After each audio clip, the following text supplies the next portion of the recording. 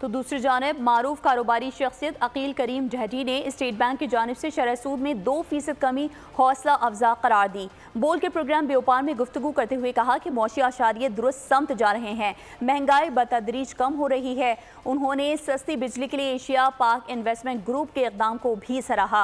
हुकूमत पर जोर दिया कि शहरियार चिश्ती के मशवरों पर अमल किया जाए ताकि आवाम को ज़्यादा से ज़्यादा रिलीफ मिल सके।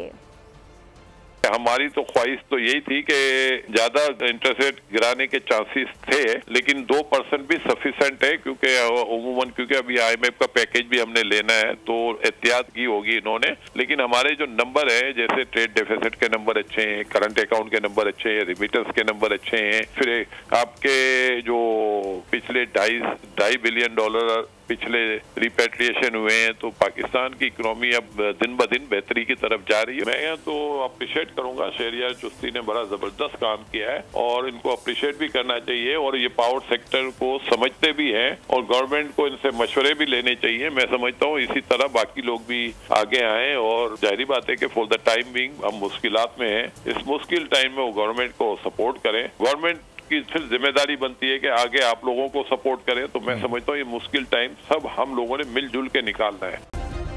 सब्सक्राइब करें और बेल दबाएं ताकि कोई खबर रह न जाए।